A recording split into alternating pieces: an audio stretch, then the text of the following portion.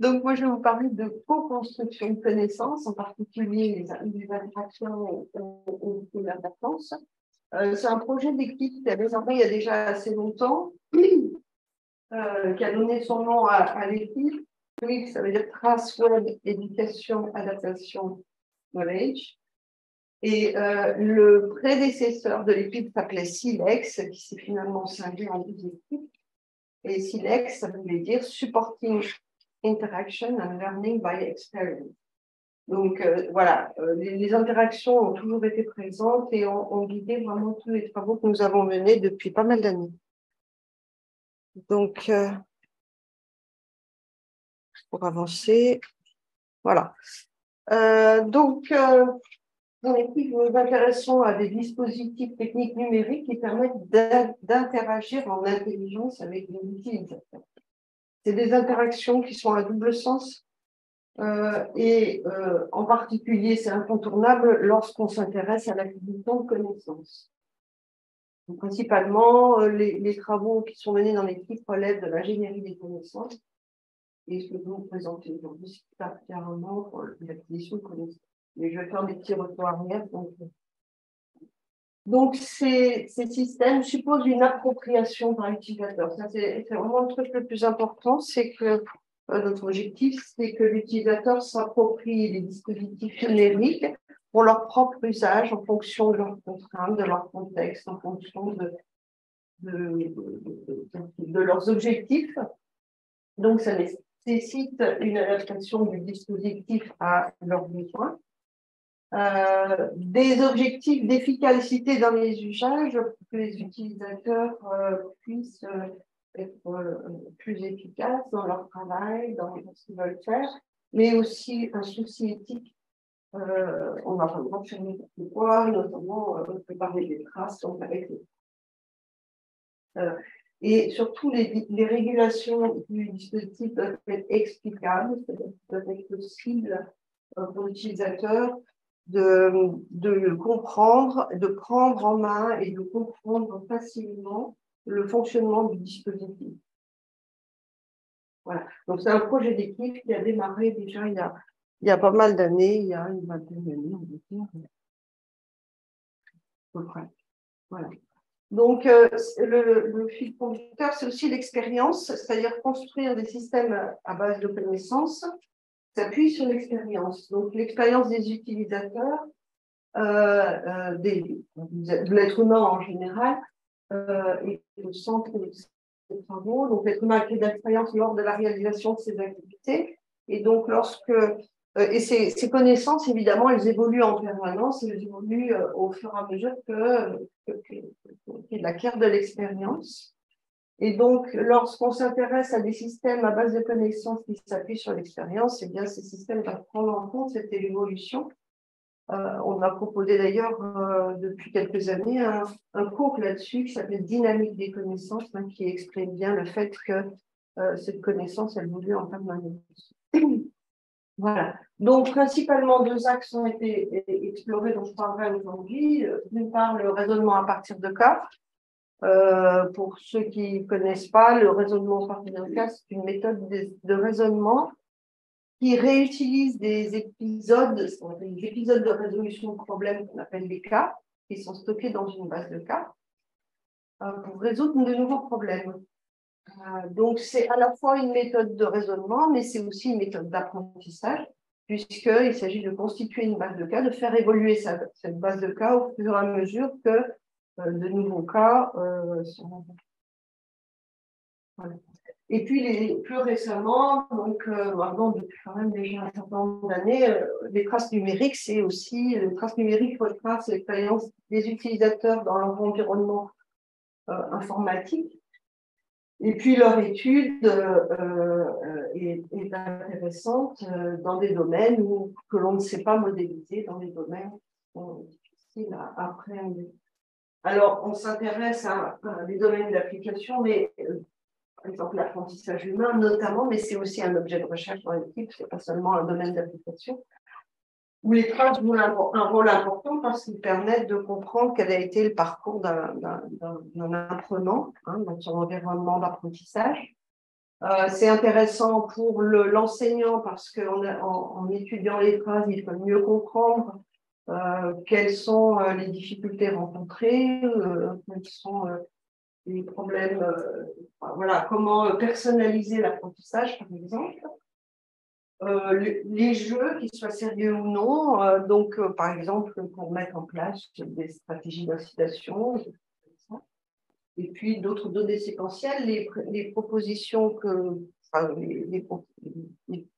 les recherches que j'ai menées principalement dans ces deux domaines, mais aussi j'étais amenée à traiter d'autres données séquentielles, elles ont vocation à être généralisables aussi à d'autres domaines d'application.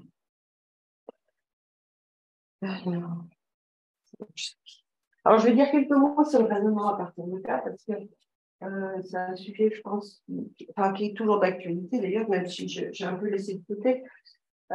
Donc, je vous ai dit que c'était un mode de raisonnement où on réutilise des expériences, des épisodes de résolution de problèmes, que sont les cas.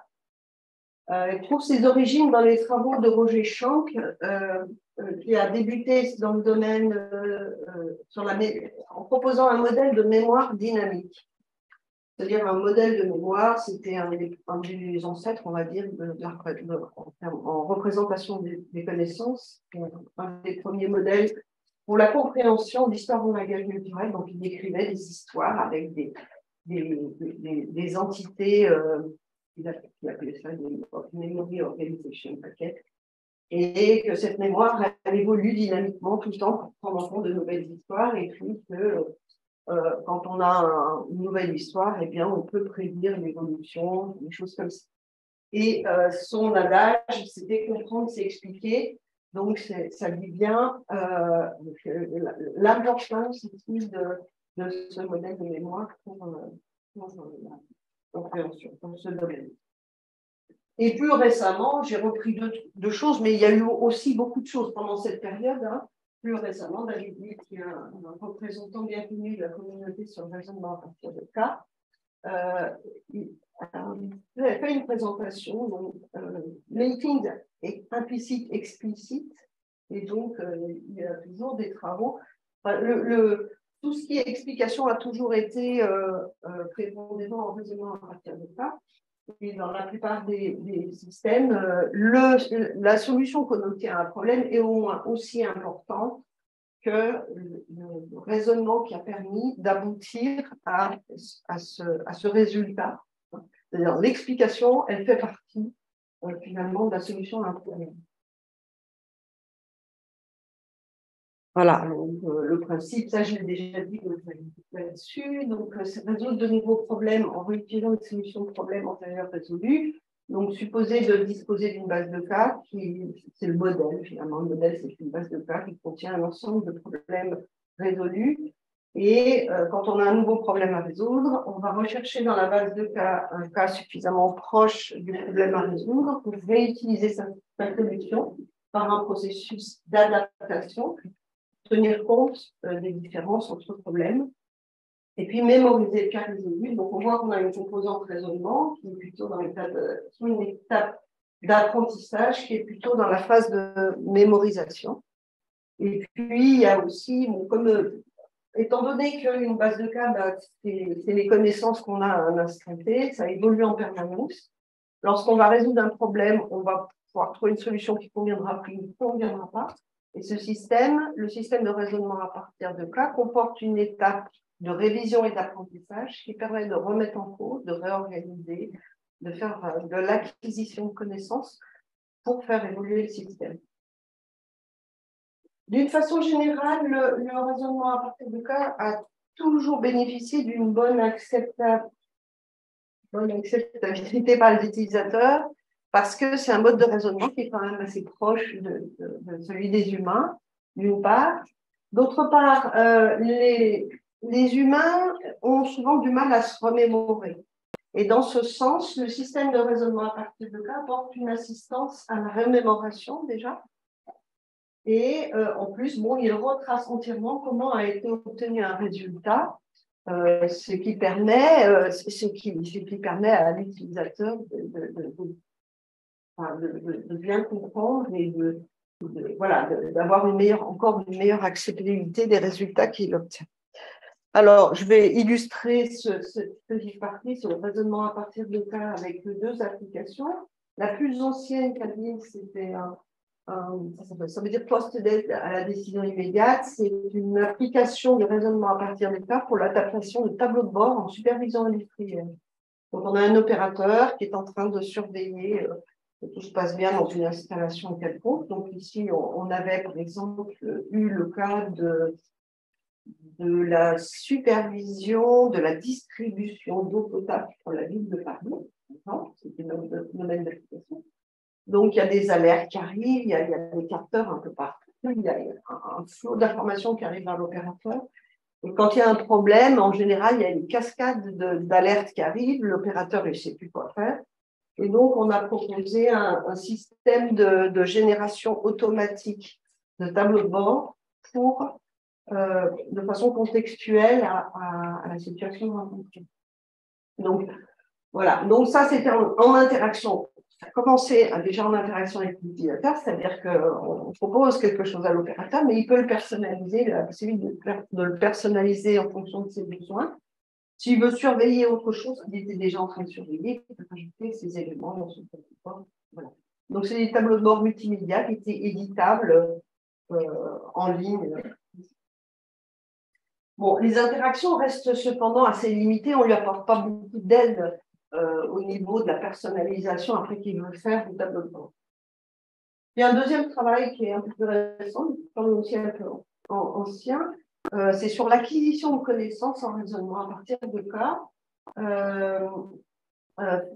avec deux prototypes qui ont été développés dans le cadre de cette thèse, qui étaient généralement l'apprentissage continu de connaissances en raisonnement à partir du cas pendant les sessions de résolution de problèmes. Donc, il y a eu deux prototypes, un qui est plus particulièrement focalisé sur les échecs de raisonnement. Un échec de raisonnement, n'est pas prévisible puisque la solution était cohérente par rapport aux connaissances qu'il y avait dans le système, et l'échec de raisonnement signifie qu'il manque des connaissances dans le système. Donc, ça déclenche des processus d'acquisition de connaissances en interaction avec l'utilisateur, et puis des mécanismes de raisonnement moins complexes. Donc ça, c'est deux exemples d'application. Et puis, je vais aller rapidement sur les traces. Donc, c'est un projet d'équipe.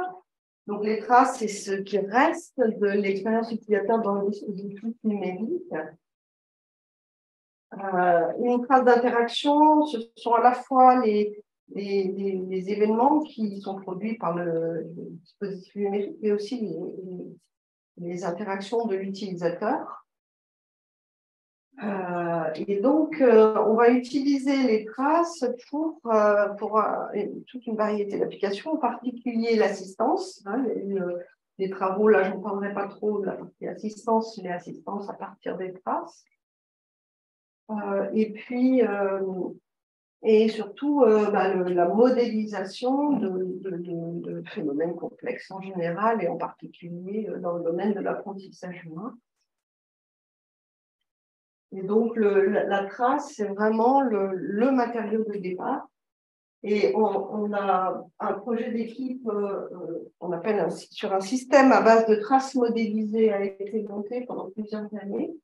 On part de traces brutes et on essaye d'arriver à des connaissances beaucoup plus élaborées sur l'activité qui est tracée. Donc, on part de données brutes, voilà. On commence par modéliser, donc ça veut dire qu'on a un premier niveau d'interprétation. On décrit ça un petit peu à la manière j'en reparlerai après. On commence par bien capturer le sens des différents éléments qui composent les traces, et ensuite, on lance des processus d'exploration de données, hein, pour trouver des régularités, des choses comme ça, des patterns qui font sens et qu'on peut interpréter et mémoriser pour constituer une véritable base de connaissances. Donc, on fait de la découverte de connaissances. Donc, reformuler les interactions au niveau de l'abstraction de l'utilisateur, c'est-à-dire voilà, monter le niveau d'abstraction des traces pour que ça fasse sens pour l'utilisateur. Pour ça, on met en œuvre des dispositifs explicables, donc qui soient faciles à l'utilisateur de prendre en main, hein, qu'il puisse se les approprier, que les mécanismes sous-jacents se matérialisent d'une façon ou d'une autre dans l'interface, de sorte qu'il en ait une compréhension, même si ces mécanismes souvent un peu complexes ne peuvent pas être compris tels quels. Hein. Et que du coup, comme il peut les voir, il va pouvoir se les approprier, il va pouvoir expérimenter et être plus acteur dans le processus d'analyse. Voilà. Des soucis d'éthique qui restent omniprésents quand on traite des traces, évidemment. Donc, c'est l'utilisateur qui a le contrôle sur les traces et leur manipulation. Et puis, par exemple, la réflexivité, c'est aussi intéressant, en particulier en apprentissage humain. Quand un utilisateur voit son parcours, il a un autre regard sur son évolution et non plus seulement dans son activité ponctuelle, mais il a une vision d'ensemble de son évolution. Alors, voilà, donc là, je vais rapidement présenter un petit peu deux exemples de travaux autour des traces, et je pourrais faire une petite démo tout à l'heure pour montrer à quoi ça ressemble, et comment ce que j'ai bien présenté, comment ça se présente concrètement. Donc, KTBS, c'est vraiment une plateforme fédératrice des travaux de l'équipe. C'est un système à base de traces. C'est une base de connaissances qui permet de mémoriser des traces. Donc, c'est une implémentation d'un système à base de traces mémorisées où les traces sont des conteneurs de ce qu'on appelle des éléments observés ou obscènes. C'est l'élément de base. C'est une action d'utilisateur, par exemple. C'est des choses comme ça. Ces traces, elles peuvent être soit stockées, c'est-à-dire on les a collectées à partir d'un environnement numérique et puis on les stocke dans cette base, ou bien elles peuvent être calculées, c'est-à-dire qu'on peut il y a toute une diversité d'opérations qui permettent de manipuler les traces, soit faire de la fusion, faire du filtrage, faire de la sélection pour divers et variés. Et puis aussi, une opération très importante, c'est la réécriture de la trace, c'est-à-dire mémorisation d'une interprétation, c'est-à-dire constituer une trace de niveau d'abstraction supérieur pour mémoriser des connaissances sur l'activité. Alors, ces traces, elles sont associées à un modèle de trace auquel elles sont conformes. Grosso modo, c'est le schéma d'une base de données, c'est équivalent à ça, sauf qui décrit une hiérarchie de types d'éléments observés avec une hiérarchie d'héritage, des attributs et des relations. Donc, les éléments observés, les éléments observés sont typés, ils sont estampillés, ils sont datés. Ils sont associés à un sujet qui a réalisé une action, par exemple, et ils sont caractérisés par des attributs et des relations. Donc, ce sont des objets. Et on peut les manipuler par diverses méthodes. Voilà en gros ce que c'est qu'un KTBS. Schématiquement, ça se présente comme ça. Donc c'est vraiment le système qui est central. On a d'abord le stockage. Il se trouve, il y a une animation. J'ai oublié d'enlever. Ouais. Comme ça, voilà. Donc, cette base de traces, elle est alimentée par la collecte de données d'un utilisateur lorsqu'il utilise son environnement numérique. Donc, il y a un processus de modélisation et d'importation de données. On peut concevoir plusieurs types de transformations et ensuite exploiter aussi bien les traces transformées que les traces stockées par des modules d'assistance ou d'analyse de données. Donc, on a plusieurs prototypes dans l'équipe, disques, transmute, KTBS Forella, donc qui sont principalement focalisés sur la visualisation de données pour transmute et KTBS Forella, mais aussi pour disquite et transmute faire de l'exploration de traces, de données séquentielles avec des algorithmes de type extraction d'épisodes séquentiels. Voilà, pour trouver des régularités, par exemple, des sous-séquences fréquentes, des choses comme ça. Donc, il y a aussi un prototype ici pour l'assistance à l'interprétation avec la modélisation interactive pour éventuellement détecter des erreurs dans les données et les corriger de façon interactive. Il y a toujours ce souci d'interaction. Et quand on trouve une anomalie, le système va vous afficher les données qui posent problème et ça va aider l'utilisateur à comprendre quelles sont les erreurs et comment il faut les corriger. Voilà. Voilà, donc j'ai déjà dit dans le slide précédent. Donc, c'est l'assistance à la modélisation et la collecte de traces avec une correction interactive d'anomalies dans les données. Alors, un prototype dont je n'ai pas parlé, qui a été développé, alors c'est pas mes travaux directement, mais c'est des choses qui m'intéressent aussi. Trace.me, c'est une extension web de collecte des actions utilisateurs côté client. Traçage qui est contrôlé par l'utilisateur. Ensuite, toute la partie visualisation et interaction avec mon transmute, c'est plus ancien. J'avais participé à ce travail avec une autre personne et puis il a évolué vers KTBS Forella. Alors, KTBS Forella, ça veut dire un système à base de traces pour les learning analytics, c'est-à-dire l'analytique de l'apprentissage, en particulier pour toutes les applications relatives à l'apprentissage humain. Donc, dans ces prototypes, on peut manipuler de façon interactive des traces et puis faire de la découverte interactive de connaissances à partir de traces.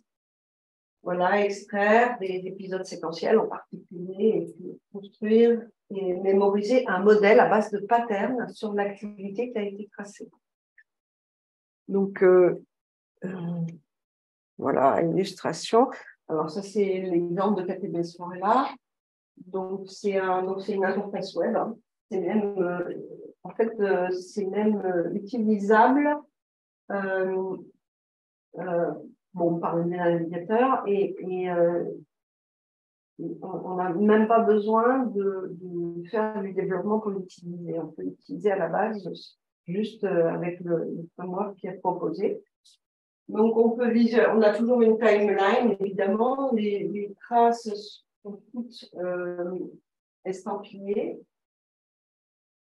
On voit chaque petite icône représente ce qu'on appelle un observe, un élément observé, une action, un événement. On le représente par un symbole et ces symboles, on peut paramétrer la façon dont s'affiche le symbole. L'utilisateur peut personnaliser l'affichage en fonction de ses besoins. Donc, et ce symbole, le choix du symbole, donc, il dépend des critères définis par l'utilisateur analyste en fonction de son type et de ses valeurs d'attribut. Voilà. Comme les joues, et puis interactivement, on s'est allé plus ou moins en fonction de l'information.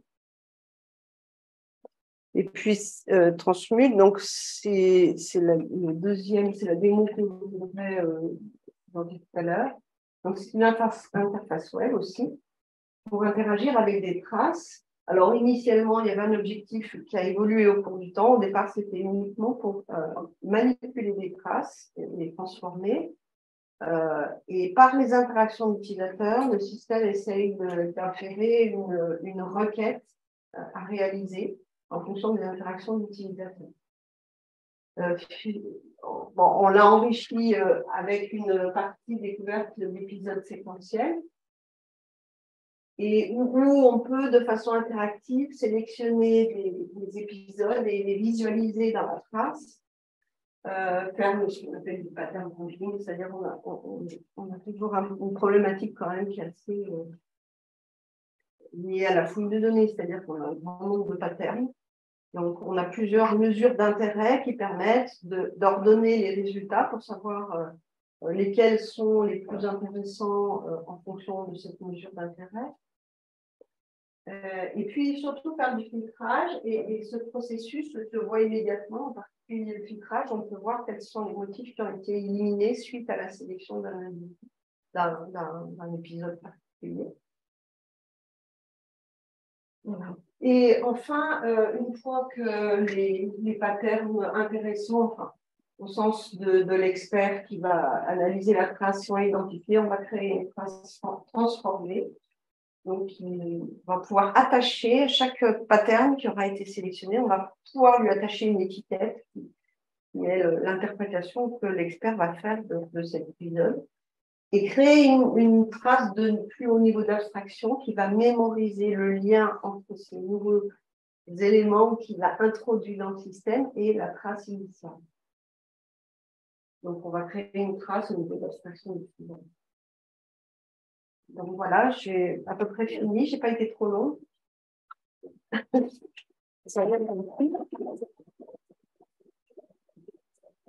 C'était les questions techniques sur ce qu'il a posé, ou vous avez compris que ça fera partie du débat après sur ces. On capte un peu de l'usage.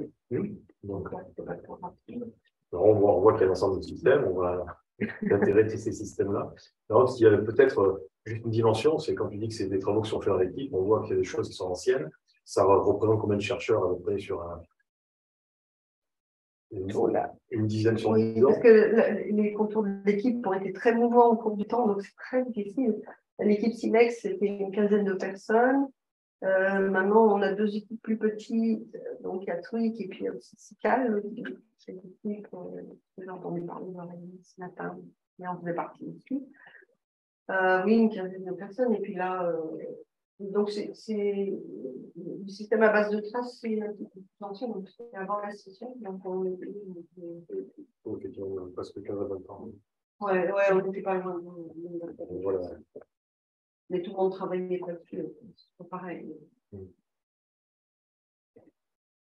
En général, est-ce que vous avez quelques recommandations pour les cas d'usage, pour présenter ça aux utilisateurs, pour qu'ils perçoivent l'intérêt des outils? Est-ce que vous avez des recommandations là-dessus? Alors, on essaye de faire en sorte que l'utilisateur puisse. Ouais, le mot-clé, c'est appropriation. On essaie de faire en sorte qu'il puisse s'approprier, qu'il n'y ait pas en fonction de ses capacités aussi de maîtriser l'outil. Il peut l'utiliser à la base comme ça, de façon très simple, mais il peut aussi mettre sa patte pour personnaliser l'usage. Mais après, ça dépend de l'application. Je n'ai pas de réponse toute faite à cette question. Oui, petite question. À propos du raisonnement à partir de cas, est-ce que le système allait piocher un seul cas pour donner la résolution, ou est-ce qu'il faisait une sorte de combinaison linéaire de tous les cas qu'il avait dans sa table de résolution? En général, c'est un seul cas. Alors, il y a rares sont les travaux qui ont essayé d'exploiter plusieurs cas pour le raisonnement. En général, c'est plutôt un seul cas.